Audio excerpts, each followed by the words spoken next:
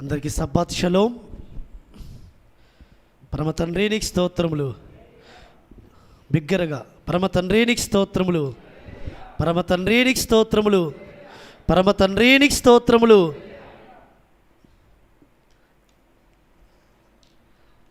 అసలు మనం వాక్య భాగంలోకి వెళదాము. 2వ సమూయేలు గ్రంథము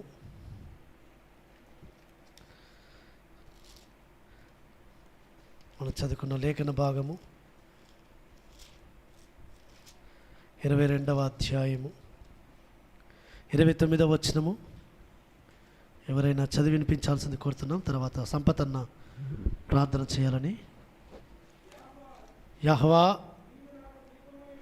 నీవు నాకు దీపమై ఉన్నావు, యెహోవా చీకటిని నాకు వెలుగుగా చేయును. ప్రార్థన చేసుకుందాం.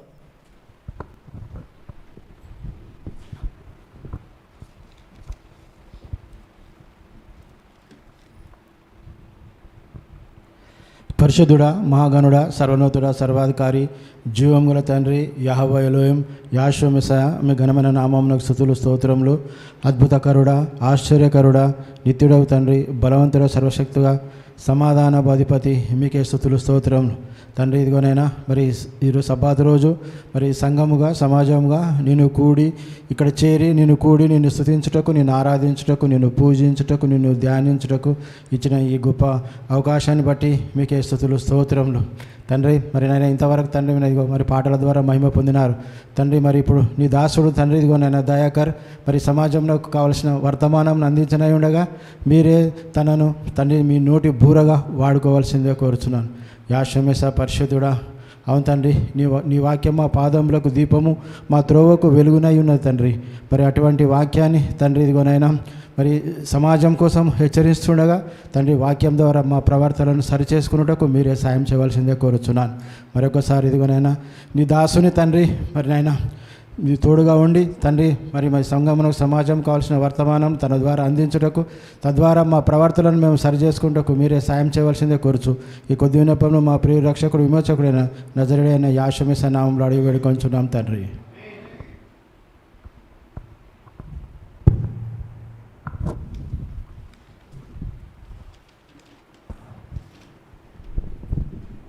థ్యాంక్ యూ అన్న.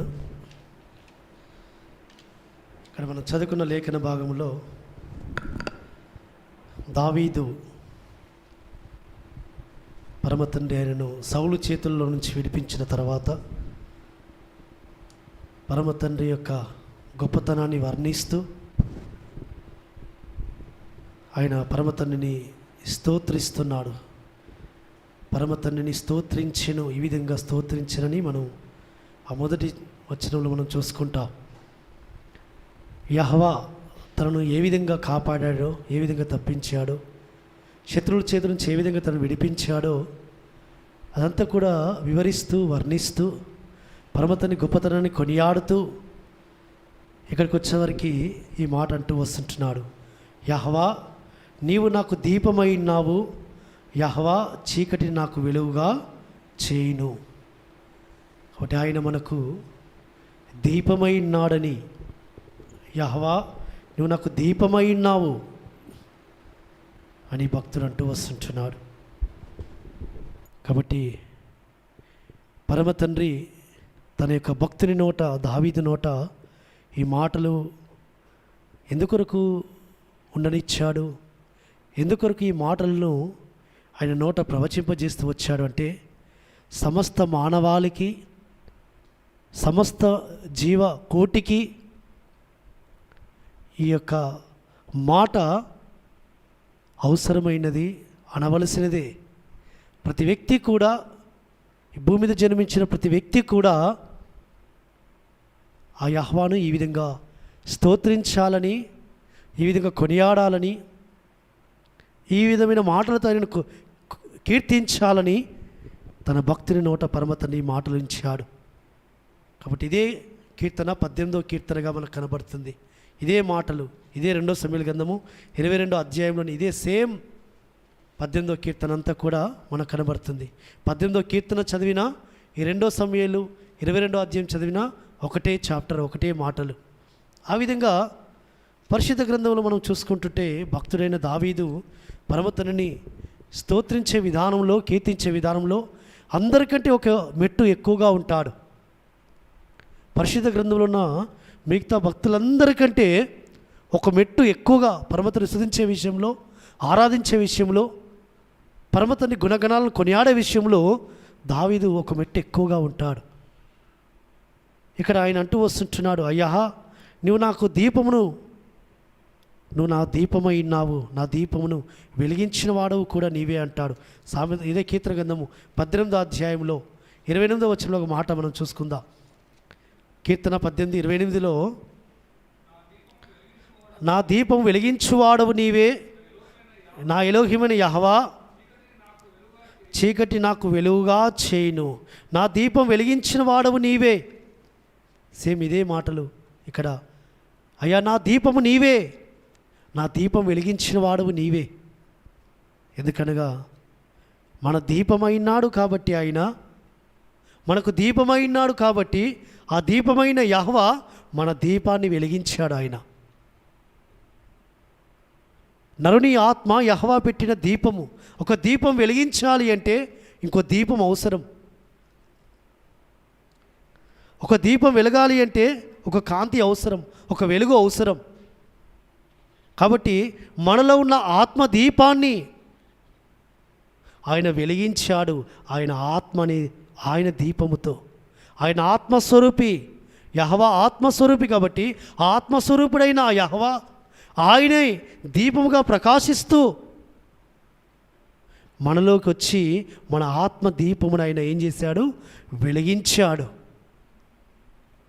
కాబట్టి ఈయనే ఈ భక్తుడు అంటూ వస్తున్నాడు, అయ్యా వెలిగించిన నీవు, నా దీపమును వెలిగించిన నీవు, ఇంకా నువ్వు నాకు ఏ విధంగా ఉన్నావు? నాకు వెలుగై ఉన్నావు. నా చీకటి నువ్వు వెలుగుగా చేస్తున్నావు. చీకటి లాంటి నా యొక్క బ్రతుకును అయ్యా నువ్వు వెలుగుగా చేస్తున్నావు. కాబట్టి చీకటిలో ఉన్న నా జీవితాన్ని వెలుగులోకి నడిపించావు. అనేక సమస్యలని, ఈ చీకటిని పారదోలి నాకు నువ్వు వెలుగును చూపిస్తున్నావు తండ్రి అని ఈ భక్తుడు ఆ యెహోవాను స్తుతిస్తూ ఆరాధిస్తూ ఆయన అంటున్న మాటలలో చాలా గుణార్థాలు, చాలా లోతైన మర్మాలు ఆయన దాచించి పెట్టాడు. ఎందుకంటే ఆయన దీపాన్ని ఆయన వెలిగించడమే కాదు, ఆయనకున్న సమస్తమైన శోధనలు, సమస్తమైన కష్టాలు, సమస్తమైన బాధలు, సమస్తమైన వేదనలని, ఆ చీకటిని ఆయన ఏం చేస్తున్నాడు? వెలుగుమయం చేస్తున్నాడు. ఆ చీకటినంత పారదోలుతున్నాడు. ఆ శ్రమల నుంచి విడిపిస్తున్నాడు, ఆ శోధన నుంచి తప్పిస్తున్నాడు. అందుకే సౌలు చేతుల్లో నుంచి తప్పించిన విధానాన్ని బట్టి పరమతండ్రిని స్తోత్రించాను ఈ మాటలతో, అయ్యా నా చీకటిని నువ్వు వెలుగుగా చేస్తున్నావు. కాబట్టి భక్తుని యొక్క అనుభవంలో ఆ పరమతండ్రిని స్తుతించే విధానంలో ఎంత గొప్ప అర్థాన్ని మనము చూడొచ్చంటే, ఎందుకు అంటే మన జీవితాలు కూడా ప్రస్తుతము చీకటిమయముగా, అంధకారములో, చీకటిలో మగ్గుతున్న మనకి ఆ పరమ తండ్రే వెలుగుమయముగా, ఆయనే ఆ దీపమైన యెహోవా వెలిగిస్తూ, అనేకులు వెలిగిస్తూ, ఆ వెలిగించే ఆ దీపము మనల్ని కూడా ఏం చేసింది? వెలిగించింది. వెలిగించిన దీపము మనకున్న చీకటినంతా కూడా తొలగిస్తూ వస్తుంటుంది. కాబట్టి అందుకే అయ్యా నువ్వు నాకు దీపమై ఉన్నావు. కాబట్టి ఎవరైతే యెహోవాను దీపమై ఉన్నారని ఆరాధిస్తారో వారి జీవితాలు ఏమవుతాయి? వెలిగింపబడతాయి. అందుకే భక్తుడు ఆ మాట కూడా అంటూ వచ్చాడు. 119వ కీర్తన 105వ వచనంలో, 119వ కీర్తన 105వ వచనంలో ఆ మాట, 119వ కీర్తన 105వ వచనము, నీ వాక్యము నా పాదములకు దీపమును నా త్రోవలకు వెలుగైనది. నీ వాక్యము నా పాదములకు దీపము. ఎందుకు వాక్యమైనది? ఆ యెహోవానే, ఆ యెహోవానే వాక్యమై ఉన్నాడు. వాక్యము ద్వారా ఆయన మాట్లాడుతూ వస్తున్నాడు. వాక్యము ద్వారా బలపరుస్తున్నాడు. వాక్యము ద్వారా ఆయనతో మాట్లాడుతున్న ఆ పరమ తండ్రిని దావీదు అంటున్నాడు, అయ్యా నీ వాక్యమే నా పాదములకు దీపము, అవి నా త్రోవలకు వెలుగైనవి. కాబట్టి ఆ వాక్యమైన యెహోవాను దీపముగా పెట్టుకుంటున్నాడు. కాబట్టి ఆ వాక్యమైన యెహోవాను వెలుగుగా ఆయన జీవితమును వెలిగించిందని, ఆ వెలుగైన యెహోవా వెలిగించాడని నేను ఆరాధిస్తున్నాడు. కాబట్టి ఆయన అందుకే మాట్లాడు, నా త్రోవలకు అది వెలుగైనదయ్యా. కాబట్టి అందుకే ఆయన చాలా సందర్భాల్లో కూడా 112వ కీర్తనలో కూడా ఈ మాట అంటూ వస్తుంటున్నాడు. 112వ కీర్తన 4వ వచనంలో ఒక మాట అంటూ వస్తుంటున్నాడు, యథార్థవంతులకు చీకటిలో వెలుగు పుట్టును. యథార్థవంతులకు, యథార్థవంతమైన జీవితం జీవిస్తున్న వారికి, ఆయన ఆశ్రయించి ఆయన సేవిస్తూ ఆయన ఘనపరుస్తూ ఆయన మహేపరుస్తూ కపటము లేకుండా, దుర్మార్గత లేకుండా, దుష్టత్వం లేకుండా పరిశుద్ధమైన జీవితము జీవిస్తూ ఆయన ఆరాధిస్తున్న వారికి, ఆయన ఘనపరుస్తున్న వారికి, యథార్థవంతమైన జీవితము జీవిస్తున్న వారికి ఆయన చీకటిలో వారికి వెలుగుగా ఉంటాడు. ఆయన వారి చీకటి దినములలో వారికి వెలుగుమయముగా ఉండి వారిని వెలిగించేవాడిగా ఉన్నాడు. కాబట్టి ఈనాడు మన జీవితాలు ఇంకా చీకటిమయముగా ఉన్నాయి. ఇంకా మన కుటుంబాల్లో చీకటి ఏలుబడి చేస్తుంది. ఇంకా మన బ్రతుకులలో ఇంకా చీకటి ఉంది అంటే ఆయన మనం ఇంకా దీపముగా పెట్టుకోలేదు, ఇంకా ఆయన మనము వెలుగుగా మనం పెట్టుకోవట్లేదు. కాబట్టి యథార్థవంతుల యొక్క జీవితాలలో వారి చీకటి దినమున వారికి వెలుగుగా ఆయన ఉంటాడు. కాబట్టి మన యొక్క గుమ్మాలలో, మన యొక్క గృహాలలో, మన జీవితాలలో, మన పిల్లల జీవితాలలో ఇంకా చీకటి ఏలుబడి చేస్తుంది, ఇంకా చీకటిమయమైన బ్రతుకులు ఉన్నాయంటే మనం ఎక్కడో యథార్థతను కోల్పోయిన వారముగా, ఎక్కడో మనం ఆయనను సేవించాల్సిన విధంలో సేవించకపోయిన విధానం బట్టి పరమ తండ్రి మనకి ఇంకా వెలుగుగా ఉండట్లేదు, మన జీవితాలు ఇంకా వెలిగించట్లేదు. కాబట్టి మనం చదువుకున్న వాక్య భాగంలో ఒక మాట అంటుంటాడు, 18వ కీర్తన 25వ వచనంలో, 18వ కీర్తన 25వ వచనము, కీర్తన 18వ అధ్యాయము 25వ వచనము, దయగల వారి ఎడల నీవు దయ చూపించుదువు, యథార్థవంతుల ఎడల నీవు యథార్థవంతుడవుగా ఉందువు, సద్భావం గలవారి ఎడల నీవు సద్భావము చూపుదువు, మూర్ఖుల ఎడల నీవు వికటముగా నుందువు. దయగలవారి ఎడల ఆయన దయగలవాడిగా ఉంటాడు, యథార్థవంతుల ఎడల ఆయన యథార్థవంతుడిగా ఉంటాడు. ఎవరైతే మూర్ఖంగా ప్రవర్తిస్తారో, ఎవరైతే గర్వంగా ప్రవర్తిస్తారో, ఎవరైతే కపటంగా ప్రవర్తిస్తారో పరమ తండ్రి వారికి వారు వెళుతున్న విధానంలోనే పరమ తండ్రి వారికి ఉంటాట, మూర్ఖుల ఎడల నీవు వికటముగా నుందువు, గర్విష్ఠులకు విరోధివై వారిని అణిచివేయుదువు. కాబట్టి భక్తుడు ఈ మాట అంటున్నాడంటే యథార్థవంతులకైనా యథార్థవంతుడిగా ఉంటాడు. అవును, ఆయన యథార్థతను చూపిస్తాడు, ఆయన యథార్థవంతుడు, ఆయన న్యాయస్థుడు, ఆయన నమ్మదగినవాడు, ఆయన తన ప్రజలను ఎన్నడూ ఎడబాయేవాడు కాడు, ఆయన తన స్వాస్థ్యమును మర్చిపోవాడు కాడు, ఆయన తన ఎడల ఆయన ఎవరైతే ఆయన ఎడల భయభక్తులు కలిగి దీనులై యథార్థ హృదయులై ఆయన సేవిస్తుంటారో వారిని ఆయన ప్రేమించేవాడు, వారి ఎడల దయ చూపించేవాడు, వారి ఎడల కరుణ చూపించేవాడు. కాబట్టి యథార్థవంతుల ఎడల యథార్థతను చూపించే పరమతండ్రి సన్నిధానంలో మనం ఈ దినమున మన జీవితాలను ఒకసారి ఆయన వాక్య వెలుగులో పరీక్షించుకుంటే, ఎందుకు ఇంకా నా జీవితంలో చీకటి ఏలుబడి చేస్తుంది, ఇంకా నాకు చుట్టూ ఉన్నదంతా ఇంకా చీకటి కనబడుతుంది ఎందుకు అంటే, అవును నేను ఇంకా ఎక్కడనో యథార్థతను కోల్పోతున్నాను, యథార్థతను నేను కలిగి ఉండట్లేదు కాబట్టి అందుకే ఈ మాటలు పరమ తండ్రి ఈ మాటలు రాయించి పెట్టాడు. ఒక మాట యోబు గ్రంథం 18వ అధ్యాయము 5వ వచనంలో ఒక మాట రాయించి పెడుతూ వచ్చాడు. చూద్దాం ఒకసారి.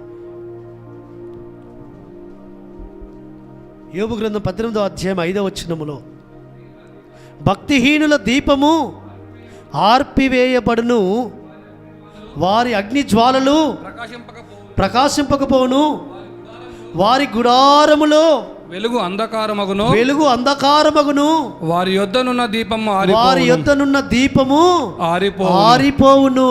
చాలండి. భక్తిహీనుల దీపము ఆరిపోతుంది, వారి గుడారములో వెలుగుండదు, వారి యొద్దనున్న దీపము ఆరిపోవును. భక్తిహీనుల గుడారాలలో దీపము ఆరిపోతుంది అట. ఎందుకు? వారు ఆయనను సేవించకపోయిన విధానం బట్టి, వారు ఆయనను కనపరచకపోయిన విధానం బట్టి. ఆయన సేవించే విధానంలో సేవించకపోతే, పరమతండ్రి ఉపదేశించినప్పటికి కూడా, పరమతండ్రి గద్దించినప్పటికి కూడా, పరమతండ్రి హెచ్చరించినప్పటికి కూడా వారు తమ జీవితాన్ని మార్చుకోకపోతే పరమతండ్రి ఏం చేస్తాడు? వారి దీపమును ఆరిపోజేస్తాడట. వారి దీపము ఆరిపోవును. వారి గుమ్మములలో, వారి గుడారములలో వెలుగు అంధకారమగును. కాబట్టి నీ గుడారములో వెలుగు అంధకారం అవుతుంది. నీ గుడారములో ఆ యొక్క వెలుగైన యెహోవాను నువ్వు కనపరచకపోతే, ఆ వెలుగుమైన యెహోవాను నీ జీవితంలో చేర్చుకొని, అయ్యా నీవే నా దీపమైనావని ఆయన ఆరాధిస్తూ నువ్వు యథార్థవంతుడు కాకపోతే, నీ గుడారంలో ఉన్న వెలుగు ఏమవుతుంది? అంధకారం అవుతుంది సుమా. కాబట్టి అందుకే భక్తిహీనంగా నడుచుకోకూడదని, పరమతనికి వాక్యానికి విరుద్ధంగా వెళ్ళకూడదని, పరమతని గద్దింపునకు మనము విసుగకూడదని, పరమతని గద్దింపును స్వీకరించి, పరమతని హెచ్చరికను స్వీకరించి, పరమతండ్రి యొక్క మాటలను మన హృదయంలో చేర్చుకొని, మన హృదయాన్ని మనము పవిత్రపరచుకొని, పరిశుద్ధపరచుకొని, మన ప్రవర్తన మార్చుకున్నప్పుడు అప్పుడు మనము కూడా అంటాము, అయ్యా నువ్వు నాకు దీపమై ఉన్నావయ్యా, నా చీకటి నీవు వెలుగుగా చేసి ఉన్నావు తండ్రి అని మనం ఆయన ఆరాధిస్తాం, ఆయన ఘనపరుస్తాం. ఎందుకంటే ఈ లోకంలో పాపము చేయని వారు, పాపము జోలికి వెళ్ళని వారు, పాపం అంటే అసహించుకునేవారు, పాపము తమ హృదయాలలో ఉండనీయకుండా పవిత్రమైన జీవితాన్ని జీవిస్తున్నవారు, వారు ఏ విధంగా ఉంటారట ఈ లోకములో? వారు ఏ స్థితిలో ఉంటారు? యెహోషువ మెస్సీయ చెప్తున్న మాట ఒక మాట, యెహోషువ మెస్సీయ తన నోట నుంచి స్వయంగా పలికిన మాట. యోహాను సువార్త 5వ అధ్యాయంలో ఒక మాట రాయబడుతూ వచ్చింది. యోహాను సువార్త 5వ అధ్యాయము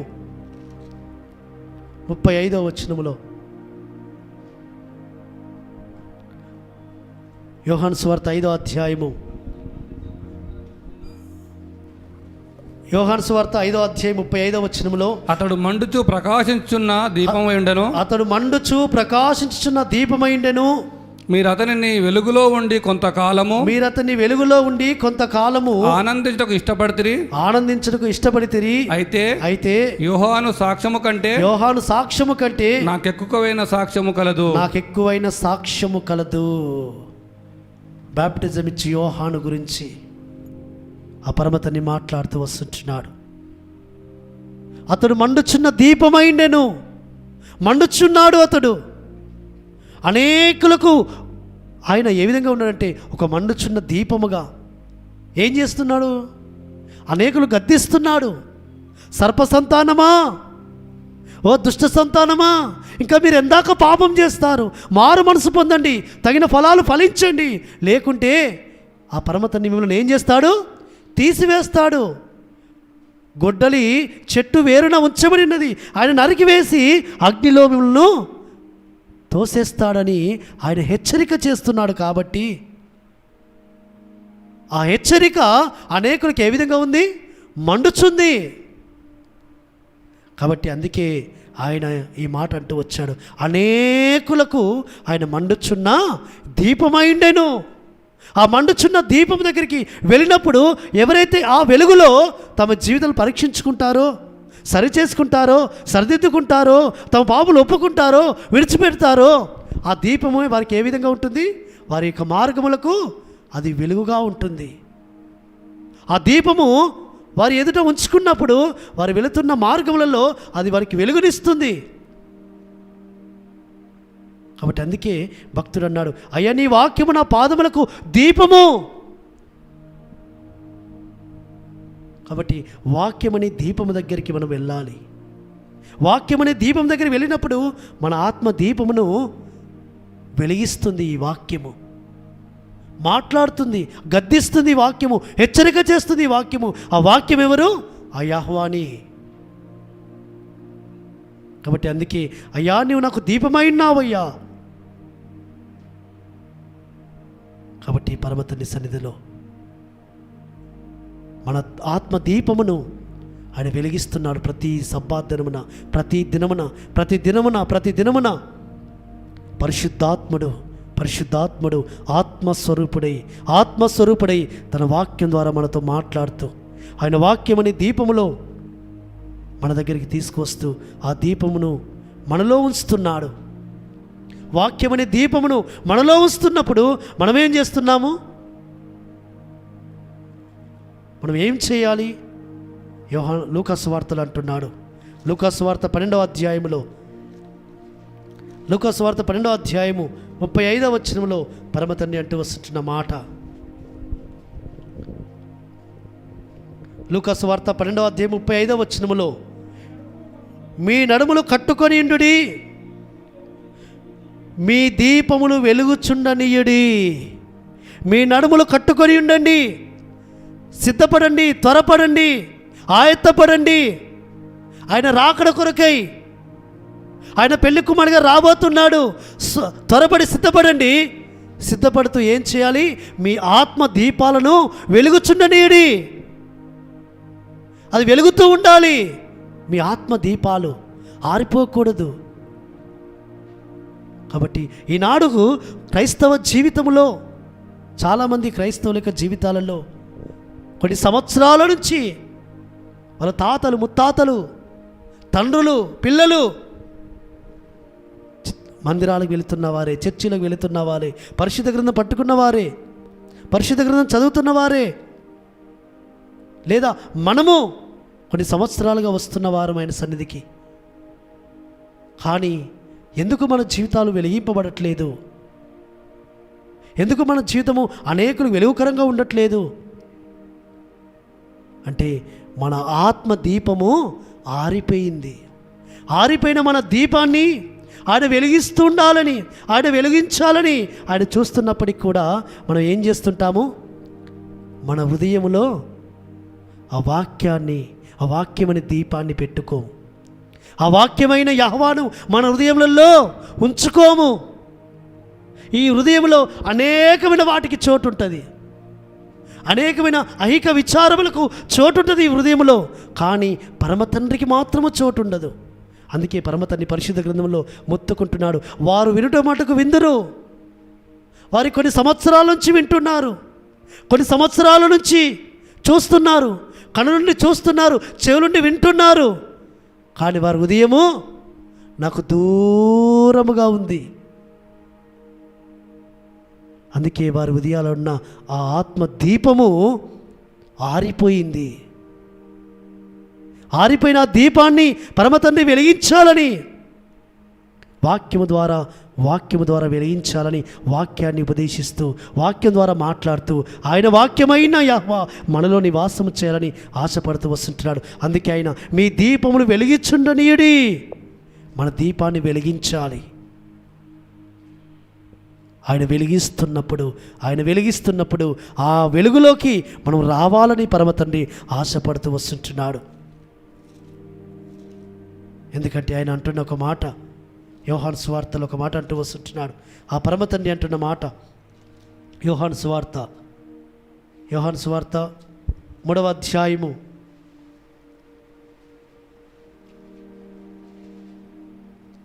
యోహాను సువార్త 3వ అధ్యాయము 19వ వచనంలో ఒక మాట అంటూ వస్తున్నాడు.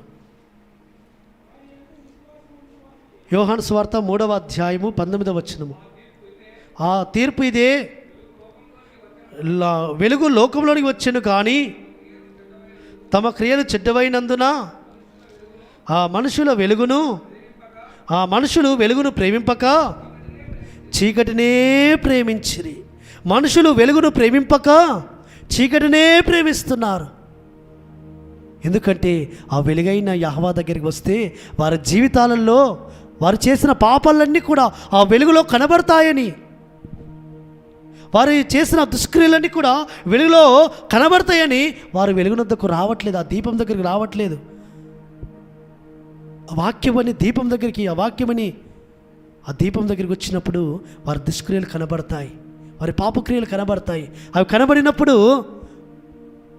అప్పుడు ఏం చేయబడుతుంది?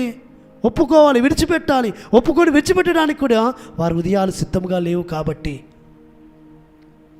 వారు ఆ వెలుగునందుకు రాకుండా ఉంటూ వస్తుంటున్నారు. కాబట్టి ప్రియమైన సహోదరి సహోదరుడా, ఈ దినమున ఆయన వాక్యమని దీపము, ఆ యెహోవా దీపమై ఉన్నాడని గుర్తెరుగుతున్న నీవు ఆ వాక్యాన్ని నీ హృదయంలో దోచుకుంటే, నీ హృదయంలో ఉంచుకుంటే, నీ హృదయంలో పదిలపరుచుకుంటే, నీ హృదయంలో వాటిని కాపాడుకుంటే నీ ఆత్మ దీపం వెలిగించబడుతుంది, నీ కుటుంబ దీపం వెలిగింపబడుతుంది, నీ దీపము వెలిగించబడుతుంది. అప్పుడు నువ్వు కూడా అనగలుగుతావు, అయ్యా నా దీపం వెలిగించినావు, నా చీకటిని వెలుగుగా చేసినావు.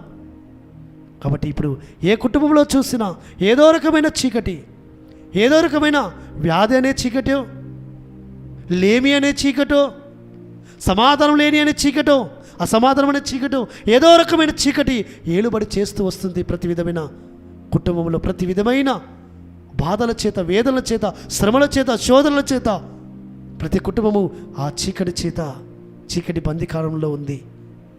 కాబట్టి ఆ చీకటిని పారదోలేది పరమతండ్రి ఒక్కడే, ఆయనే వెలుగు. ఆ వెలుగైన ఆ యెహోవా ఈ దినమున మనతో మాట్లాడుతూ వస్తుంటున్నాడు. కాబట్టి మన దీపమును వెలిగించాలి. ఆయన అంటే ఒకవేళ వెలిగింపబడిన దీపము ఆరిపోకుండా నిరంతరము ప్రకాశిస్తూ ఉండాలి అంటే మనం ఏమి చేయాలి అంటే ఆ వాక్యాన్ని మనము బదిలపరచుకోవాలి. కాబట్టి మనము ఆయన వాక్యమని ఆ దీపం దగ్గరికి రావలసిన అవసరత ఎంతైనా ఉంది. అందుకే ఆయన ఏమంటున్నాడు? ఒక మాట ఆయన సామెతల గ్రంథంలో ఒక మాట అంటూ వస్తుంటున్నాడు. సామెతల గ్రంథము 6వ అధ్యాయములో 23వ వచనములో, సామెతల గ్రంథం 6వ అధ్యాయం 23వ వచనములో, ఆజ్ఞ దీపముగాను ఉపదేశము వెలుగుగాను ఉండును, శిక్షార్థమైన గద్దింపులు జీవమార్గములు. ఆజ్ఞ దీపముగాను ఉపదేశం వెలుగుగాను ఉండును. కాబట్టి ఎవరైతే ఆయన ఆజ్ఞలను దీపాలుగా పెట్టుకుంటారో, ఇవే నన్ను వెలిగించేటివి, ఆయన వాక్యం నన్ను వెలిగిస్తుంది, ఆజ్ఞ దీపముగా తమ హృదయాలలో ఉంచుకుంటారో, ఆ ఉపదేశము వెలుగుగా ఉంచుకుంటారో వారి జీవితాలు వెలిగింపబడతాయి సుమా. కాబట్టి ఆయన ఆజ్ఞలను తిరస్కరించిన వారికి, ఆజ్ఞలు లేవు అని బోధించేవారికి, ఆజ్ఞలు అనుసరించాల్సిన అవసరం లేదని నడుచుకునేవారికి వారి కుటుంబాల్లో చీకటి ఏలుబడి చేస్తుంది. పరమ తండ్రి నీకు స్తోత్రములు, పరమ తండ్రి నీకు స్తోత్రములు. కాబట్టి పరమ తండ్రి ఏమన్నాడు? మిగుల అల్పమైన ఆజ్ఞను కూడా మీరి బోధించువాడెవడో వాడు పరలోక రాజ్యములో మిగులు అల్పుడనబడును. కాబట్టి ఆజ్ఞలు అనుసరించాల్సిన అవసరము లేదు అని బోధించేవారికి, ఆజ్ఞలు చేయాల్సిన అవసరం లేదని నడుచుకునేవారికి వెలుగు ప్రకాశించదు సుమా. వారి కుటుంబాల్లో వెలుగు ఉండదు. కాబట్టి పరమతండ్రి మాట ఆజ్ఞ దీపముగాను ఉపదేశము వెలుగుగా ఉంటుంది. మన జీవితాలలో ఆజ్ఞలను మనం ఏ విధంగా మనం గైకుంటున్నాం, ఆజ్ఞలకు ఎంతవరకు విధేయులం అవుతున్నాం, ఆజ్ఞలను ఎంతవరకు మనం అనుసరిస్తున్నాం, ఉపదేశాన్ని ఎంతవరకు మనం స్వీకరిస్తున్నాం? ఆ శిక్షార్థమైన గద్దింపులను మనం స్వీకరిస్తే, శిక్షించే విధానంలో, కఠినమైన విధానంలో గద్దిస్తున్న గద్దింపును మనం స్వీకరిస్తే అది మనకి ఏ విధంగా ఉంటుంది? వెలుగుగా ఉంటుంది. అందుకే ఆయన, అయ్యా నీ వాక్యము వెల్లడగడతోడనే వెలుగు కలిగెను, అది తెలివి లేని వారికి తెలివి పుట్టించిన. ఒక మాట 119వ కీర్తనలో ఈ మాట అంటూ వస్తుంటున్నాడు. 119వ కీర్తన 130వ వచనములో, 119వ కీర్తన 130వ వచనములో,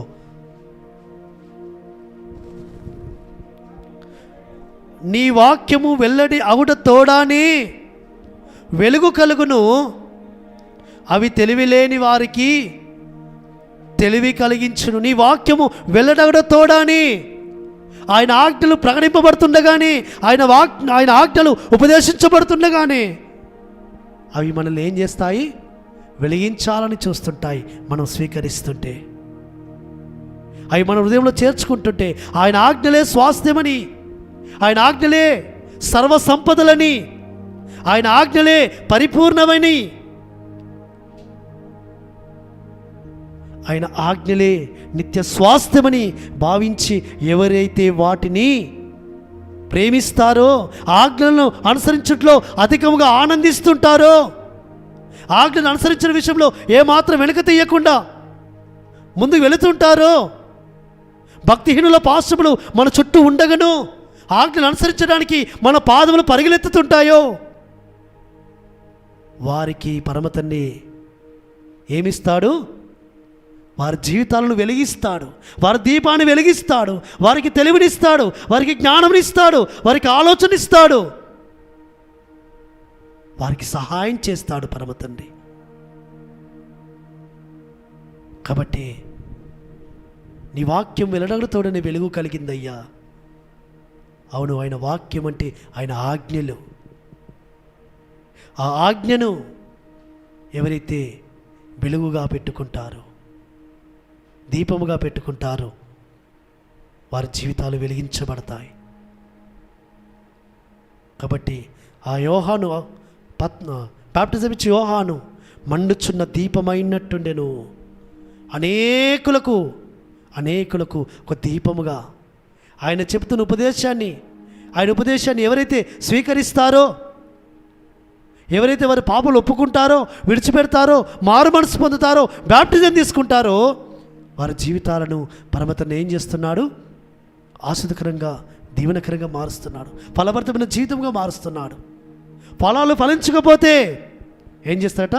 చెట్టు వేరున గుడ్డలు ఉంచబడినదని ఆయన హెచ్చరిక. ఆ హెచ్చరికను స్వీకరించి మారు మనసు పొందితే పరమతండ్రి మనల్ని ఏం చేస్తాడు? ఆ యొక్క గుడ్డలి మన నుంచి తీసివేస్తాడు, ఆ ఉగ్రత మన నుంచి తీసివేస్తాడు, ఆ శిక్ష మన నుంచి కొట్టివేస్తాడు. కాబట్టి అయ్యా, నీవు నాకు దీపమై ఉన్నావు, నీ దీపము నా దీపమును వెలిగించింది. అయ్యా, మనం రక్షింపబడిన సంవత్సరాన్ని గుర్తు చేసుకుంటే 94లో కొంతమంది రక్షింపబడ్డారు, 96లో కొంతమంది రక్షింపబడ్డారు. యాశ్వా నామంలో నేను అంటుంది, కొంతమంది 2000 సంవత్సరంలో, ఒక్కొక్క సంవత్సరంలో ఒక్కొక్క రక్షింపబడ్డారు. రక్షింపబడిన దినము నుంచి ఇప్పటి వరకు నా ఆత్మ దీపము ఏ విధంగా వెలుగుతుంది పరీక్షించుకుంటే ప్రకాశవంతమైన వెలుగుగా మన ఆత్మ వెలుగుతుందా? ప్రకాశవంతమైన వెలుగు, ఆ వెలుగు అనేకులకు వెలుగునిస్తుందా? ఎందుకు వెలిగివ్వడం లేదు?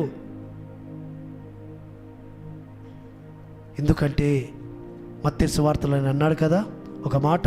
మత్తయి సువార్త 5వ అధ్యాయములో ఒక మాట మనం చదువుకుందాం. మత్తయి సువార్త 5వ అధ్యాయము 15వ వచనములో, మత్తయి సువార్త 5వ అధ్యాయము 15వ వచనము, మనుషులు దీపము వెలిగించి కొంచెము కింద పెట్టరు, కానీ అది ఇంట నుండి వారందరికీ వెలిగించుటకై దీపస్తంభం మీదనే పెట్టుదురు. మనుషులు దీపం వెలిగించి కొంచెము కిందనైనను మంచము కిందనైనను పెట్టరు. అనేకులకు వెలిగివ్వాలని, ఇంటలున్న వారందరికీ వెలిగివ్వాలని దీపస్తంభం మీద పెట్టి ఆ దీపస్తంభం మీద పెట్టిన ఆ దీప వెలుగులో వారి ఇంట్లో వాళ్ళందరూ పనులు చేసుకుంటారు. ఇప్పుడైతే దీపాలు లేవు. ఇప్పుడైతే మనకేంటి అన్నీ లైట్లు, ఎల్ఈడి లైట్లు. దీపం యొక్క విలువ తెలియదు మనకు. దీపం వెలుగులో చదువుకున్న వారు గొప్ప గొప్పవారయ్యారు. ఇప్పుడు లైట్ల వెలుగులో చదువుకున్న వారు గొప్పవారు కావడం లేదు. అంబేద్కర్ అలాంటి వాళ్ళు పెద్ద పెద్ద మహానుభావులు దీపం వెలుగులో చదువుకున్నారు. ఆ జ్ఞానం వేరు. దీపం వెలుగులో చదువుకున్న వారికి ఆరోగ్యం. ఈ ఎల్ఈడి లైట్లు వెలుగులో చదువుకున్న వారికి ఆరోగ్యం లేదు, సైట్ వస్తుంది. ఈ లైటింగే ఇది. కానీ దీపం వెలుగులో చదువుకున్న ఆ వెలుగు. కాబట్టి ఈ దినాలలో ఆత్మ సంబంధమైన మనము కూడా ఈ దినాల్లో ఆర్టిఫిషియల్ క్రైస్తవులం. అంటే ఏ విధంగా అవుతుందంటే మందిరానికి సబ్బాతు రోజున మాత్రమే రావాలి, సబ్బాతు రోజున మాత్రమే పరిశుద్ధ గ్రంథం పట్టుకోవాలి. పరిశుద్ధ గ్రంథం పట్టుకునేది కూడా ఎన్ని గంటలు? సబ్బాతు రోజున ఉదయము 9-10 గంటలకు గుర్తుకొస్తే బైబిలు, మధ్యాహ్నం 1 గంట వరకు 2 గంటల వరకు. మళ్ళీ ఇంటిలో వేసాము అంటే మళ్ళా ఎప్పుడు తీస్తాము? మళ్ళా సబ్బాతు రోజునే దీని చేత పడతాం. అలాంటి జీవితాలు ఈనాడు ఎంతోమంది. కాబట్టి ప్రతిరోజు కూడా నేను పరిశుద్ధ గ్రంథం పట్టుకొని చదువుతాను. పరిశుద్ధ గ్రంథము ఆ వాక్య వెలుగులో నా జీవితాన్ని సరిచేసుకుంటాను, నా జీవితాన్ని సరిదిద్దుకుంటాను, ఈ దీపాన్ని నేను నా ముందు పెట్టుకుంటాను అన్నవారు వారి జీవితాలు వెలిగింపబడతాయి. ఎందుకంటే పట్టింప శ్రేష్ఠ గ్రంథం ఇది. బైబుల్ శ్రేష్టమైనది. ఈ వాక్యము శ్రేష్టమైనది. నీ వాక్య వెలుగుతో వెలుగు కలుగుతుంది. కాబట్టి ఎవరైతే ప్రతిదినము బైబిల్ను అనగా పరిశుద్ధ గ్రంథమును, ఆయన వాక్యమును, ఆయన ఆజ్ఞలను చదివి ధ్యానించి వారి హృదయాల్లో చేర్చుకుంటారో వారి జీవితాలు పరమ తండ్రి యొక్క ఆత్మ వారి యొక్క హృదయంలోకి, వారి ఆత్మలోకి వచ్చి వారి ఆత్మ దీపం వెలిగిస్తుంది. కాబట్టి ఇక్కడ మనం తప్పిపోతున్నాం. ఇప్పుడు మనుషులు దీపాలు వెలిగించి ఎక్కడ పెడుతున్నారు? కొంచెం కింద. అంటే తిండికి అనగా ఐక విచారంలో ఏమి తిందుమా, ఏమి త్రాగుదమా, ఏమి ధరించుకుందామా అని ఈ లోకంలోకి పరిగెత్తుతున్నారు. ఈ లోకము పరిగెత్తాలి. సమయం అనేది ఉంటుంది. సమయాన్ని మనము దానికి ఇవ్వాల్సిన సమయం దానికిచ్చి పరమతనికి ఇవ్వాల్సిన సమయం పరమతనికి ఇచ్చినట్లయితే ఏ సమస్యలు రావు, ఏ శోధనలు రావు, ఏ బాధలు రావు, ఏ ఇబ్బందులు రావు. కానీ పరమతనికి ఇవ్వాల్సిన సమయము వేకోజామున పరమతనికి ఇవ్వాల్సిన ఘనత, ఇవ్వాల్సిన కీర్తి, పరమతనికి ఇవ్వాల్సిన మహిమ మనం ఇవ్వము. దేనికి ఇస్తాము? మంచానికి ఇస్తాం. మంచిగా మనము ఎన్ని గంటల వరకు పడుకుంటాము? పరమతండ్రి ఉదయమున వేకోజామున లేచి ఆయన సన్నిధికి, ఆయన గడప దగ్గరికి రమ్మని. ఎందుకంటే భక్తుడు ఊరికే అనట్లేదు ఈ మాటలు. ఆయన తండ్రి సన్నిధికి ఎప్పుడు లేస్తున్నాడట? కీర్తన గ్రంథంలోకి వెళదాం ఒకసారి. మన దీపాలను ఆయన వెలిగించాలి అంటే ఇది మనం చేయాల్సిన అవసరం ఉంది. 63వ కీర్తనలో ఒక మాట అంటూ వస్తుంటున్నాడు. 63వ కీర్తన మొదటి వచనములో 2వ వచనములో ఎలోహిం నీవే, వేకువనే నిన్ను వెతుకుదును, నీ బలమును నీ ప్రభావమును చూడవలనని పరిశుద్ధాలయమందు నేనెంతో ఆశతో నీ తట్టు కనిపెట్టుచున్నాను. నీళ్లు లేక ఎండి ఉన్న దేశమందు నా ప్రాణము నీ కొరకు తృష్ణగొనుచున్నది. నీ మీది ఆశ చేత నిన్ను చూడవలనని నా శరీరము కృషించుచున్నది. ఓ ఎలోహిం, ఓ పరమ తండ్రి, నీవే నా ఎలోహిం అయ్యా. నిన్ను వేకునే వెతుకుతును. ఎందుకంటే నీ బలాన్ని చూడాలని, నీ వెలుగును చూడాలని, నీ ప్రకాశవంతమైన నీ వెలుగును చూడాలని, నీ ముఖకాంతిని చూడాలని. అయ్యా నీ సన్నిధి నేను వెతుకుతున్నానయ్యా. కాబట్టి ఆయన బలాన్ని, ఆయన ప్రభావమును చూడాలని ఎవరైతే వేకోజామున లేస్తారో, వేకోజామున ఆయన వెతుకుతారో, తృష్ణగొంటారో, అవును, వేకుజామున ఎప్పుడు లేవాలి, ఎప్పుడు లేవాలి, ఇంకా ఎప్పుడు అవుతుందా సమయము, ఇంకా ఎప్పుడు అవుతుందా, 3 o'clock, 4 o'clock, 5 o'clock అని మనం ఆయన తృష్ణ, ఆయన సన్నిధి తృష్ణ కొంటే, ఆయన తృష్ణ కొంటే మనకి ఏ విధంగా ఉంటాడట ఆయన 62వ కీర్తన మొదటి 2-3 వచనాలు అంటాడు. 62వ కీర్తన మొదటి వచనము 2వ వచనంలో అంటూ వస్తుంటున్నాడు, నా ప్రాణము ఎలోహిం నమ్ముకొని మౌనముగానున్నది, ఆయన వలన నాకు రక్షణ కలుగును, ఆయనే నా ఆశ్రయదుర్గము, ఆయనే నా రక్షణకర్త, ఎత్తైన నా కోట ఆయనే, నేను అంతగా కదిలింపబడను. పరమ తండ్రి నీకు స్తోత్రములు. నా ప్రాణము ఎలోహిం నమ్ముకొని మౌనముగా ఉంది. ఎందుకు? నేను ఆయన వెతికాను, వేకొచ్చామని ఆయన వెతికాను. ఆయన అంటాడు, నా ప్రాణమా, నా స్వరమండలమా, సితారా మేల్కొనుడి. ఉదయమునే ఆయన నేను వెతుకుతున్నాను, ఆయన ప్రభావం చూడాలని, ఆయన వెలుగును చూడాలని, ఆయన సన్నిధిలో ఆయన ఆరాధించాలని నేను వెతుకుతున్నాను. కాబట్టి నా ప్రాణం ఇప్పుడు ఏ విధంగా ఉంది? మౌనముగా ఉంది. మౌనంగా ఉన్నా ధైర్యముగా ఉన్నాను. నా హృదయంలో కలవరము లేదు, వేదన లేదు, బాధ లేదు, తొందరపాటు లేదు, భయం అంత మాత్రము ఎంత మాత్రము కూడా లేదు. ఎందుకంటే ఆయన నేను నమ్ముకొని ఉన్నాను, ఆయన వల్ల నాకు రక్షణ కలుగును, ఆయన నా ఆశ్రయదుర్గము, ఆయన నా రక్షణకర్త, నా ఎత్తైన కోట ఆయన, నేను కదిలింపబడను, నేను కదిలింపబడను. ఎంతమంది ఎవరొచ్చినా నన్ను పడగొట్టాలని, నన్ను త్రోయాలని, నన్ను హింసించాలని, బాధ పెట్టాలని నా చుట్టూ గోతులు కూడా తవ్వుతున్నారు అని ఆ భక్తుడు చాలా సందర్భాల్లో అంటూ, ఇంత అన్ని విధాలుగా నన్ను ఈ లోకంలోని మనుషులు హింసించినప్పటికీ, తూలనప్పటికీ నేను భయపడను. నా ప్రాణం ఆయన నమ్ముకొని మౌనముగా ఉంది. ఎందుకంటే ఆయన నాకు దీపమై ఉన్నాడు, ఆయన నాకు వెలుగైనాడు. కాబట్టి ఈ దినాలలో ప్రేమైన సహోదరి సహోదరుడా, మనము కూడా ఈ మాటలు అనగలుగుతున్నామా? ఈ అనే స్థితిలోకి మనం వెళ్ళాలి అంటే, ఇప్పుడు మనం అనట్లేదు, అనే స్థితికి మనం వెళ్ళాలి. ఆ ధైర్యం మనకు రావాలి, ఆ అనుభవంలోకి మనం వెళ్ళాలి, ఆ ప్రత్యక్షలోకి మనం వెళ్ళాలి అంటే మనం ఏం చేయాలంటే, ప్రతి ఉదయం వేకుజామున లేచి ఆయన సన్నిధికి వెళ్ళి ఆయన ఆరాధించి, ఆయన ప్రభావం చూసి, ఆయన వెలుగును చూసి, ఆయన ముఖకాంతిని పొందుకొని యథార్థవంతమైన జీవితం జీవించి, ఆయన వాక్య వెలుగులో మన జీవితాన్ని ప్రతిదినం పరీక్షించుకున్నప్పుడు, ఆయన వాక్యాన్ని మన పాదములకు దీపముగా పెట్టుకున్నప్పుడు, ప్రతిదినం ఆయన వాక్యమును చదువుకొని మన ఉదయంలో పదిలపరుచుకొని, ఆ దినమెల్లా ఆ వాక్యాన్ని మన ఉదయంలో ధ్యానిస్తూ నెమరవేస్తూ, దాని గురించి మనము మన ఉదయమును మాట్లాడుతూ ఉంటే, మన ఉదయంతో మనం మాట్లాడుతుంటుంటే ఆయన మనకి ఏ విధంగా ఉంటాడంటే, ఆయన మనకు నిరంతరము ఆశ్రయదుర్గముగా ఉంటాడు, కోటగా ఉంటాడు ఆయన మనకు.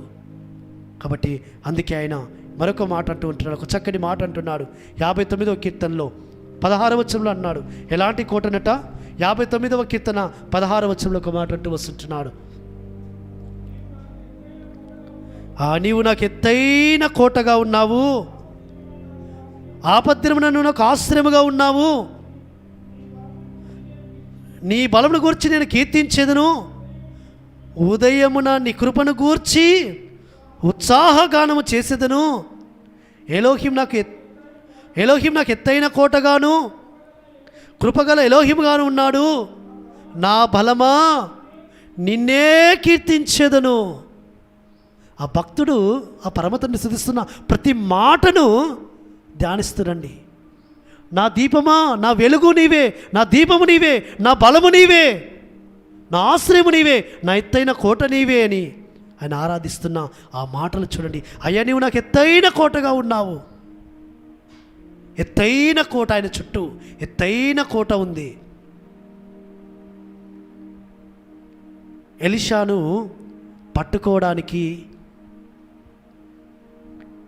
పట్టుకోవడానికి ఒక మాట చదువుకుందాం, గుర్తొస్తుంది. 2వ రాజుల గ్రంథంలో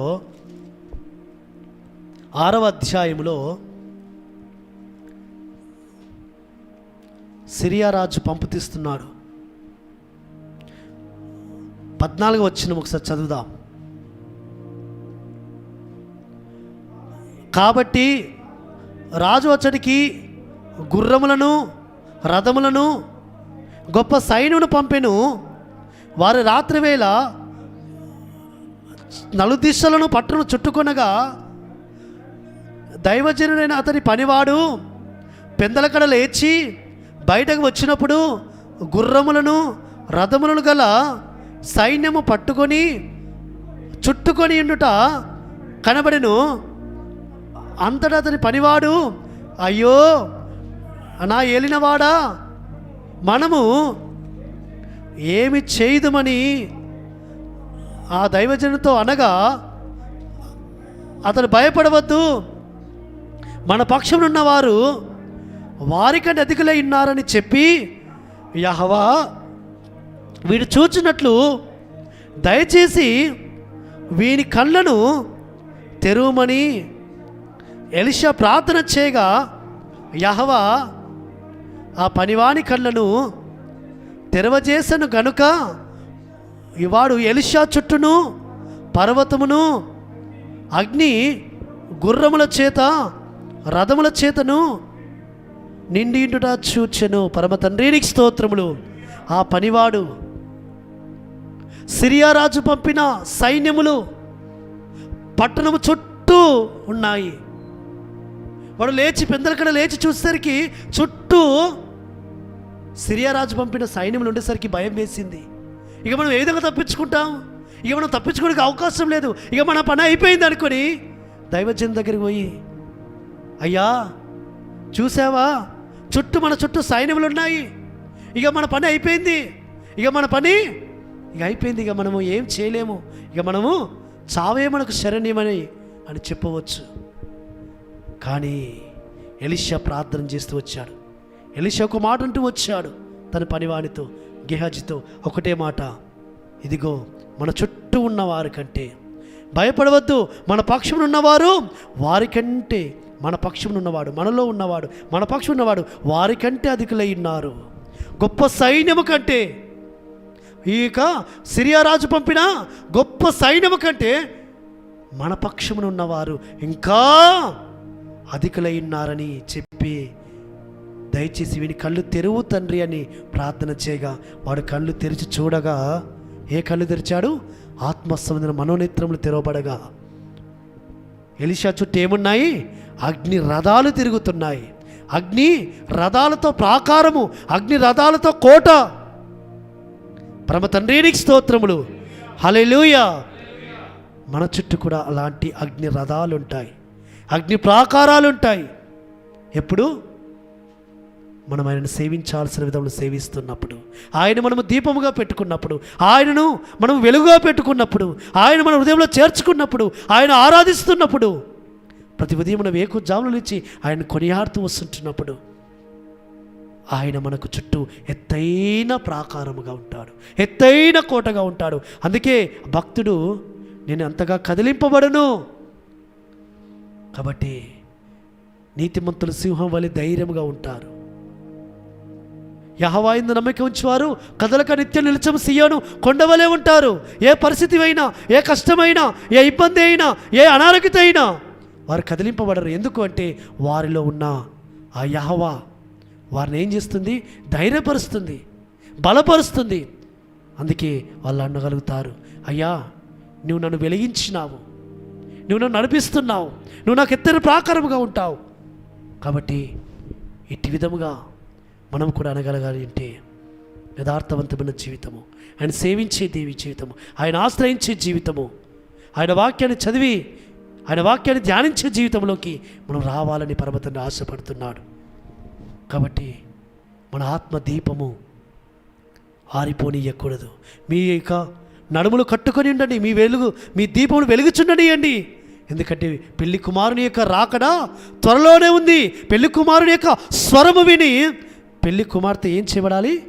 సిద్ధపడాలి అన్ని విధాలుగా అని యెహోషువ లూకా సువార్తలో చెప్పినట్టుగా మనము మన దీపాలను ఆయన ఆత్మ దీపముతో వెలిగిస్తున్నప్పుడు వెలిగించుకునే వారముగా ఉండాలి. ఆర్పించుకునే వారముగా మనం ఉండకూడదు. మన కుటుంబాల్లో ఆరిపోయిన దీపాల వలె మన కుటుంబాలు ఉన్నాయేమో పరీక్షించుకుందాం, పరిశీలించుకుందాం. కాబట్టి ఆ పరమ తండ్రి ఆయనే మనకు దీపమైనాడు. ఆ దీపమైన యెహోవా మళ్ళా ఆయన రాజ్యములో, ఆయన 1000 ఏళ్ళ పరిపాలనలో ఆయన మనకు దీపముగా ఉండబోతున్నాడు. ఆ దీపమైన యెహోవా నేడు మనకు దీపముగా ఉంటున్నాడు. మళ్ళీ ఆయన పరిపాలన కూడా దీపమై ఉండబోతున్నాడు. కాబట్టి ఆ దీపమైన యెహోవాను మన ఉదయంలో చేర్చుకుంటే మనం వెలిగింపబడతాం. కాబట్టి అందుకే అయ్యా ఆ భక్తుడు అంటున్నాడు, నా దీపము, నువ్వు వెలిగించిన దీపం ఎన్నడూ ఆరిపోదు. ఆయన గనుక వెలిగిస్తే ఆ వెలిగింపబడిన దీపం ఎన్నడూ ఆరిపోదు. మన దీపాలు వెలిగించాలి అని మనము ఆశపడదాం. వెలిగింపబడిన పిమ్మట ఏం చేయాలి? దాన్ని ఆరిపోకుండా మనం కాపాడుకోవాల్సిన బాధ్యత మన మీదే ఉంది. కాబట్టి అందుకొరకు పరమ తండ్రి తన భక్తుడైన దావీదు ద్వారా పలికించిన మాట, యెహోవా నీవు నా దీపమై ఉన్నావు, నా చీకటిని వెలుగుగా చేసి ఉన్నావు. కాబట్టి మన చీకటిని వెలుగుగా చేయవాడు, మన దీపమును వెలిగించువాడు, మనం నడిపించువాడు ఆ పరమ తండ్రి ఉన్నాడని మనం గ్రహించి ఆ పరమ తండ్రి యొక్క వాక్యాన్ని విని వాక్యానుసారంగా ప్రవర్తించి వాక్యానుసారమైన ఆత్మదీపాన్ని మనము వెలిగించుకుందాం, వెలిగింపబడదాం, అనేకులకు వెలుగునిస్తాం. ఆ విధంగా పరమ తండ్రి మనకు సహాయం చేసి నడిపించును కాక. పరమ తండ్రి ఈ వాక్యాన్ని మనం వెనుకల్లో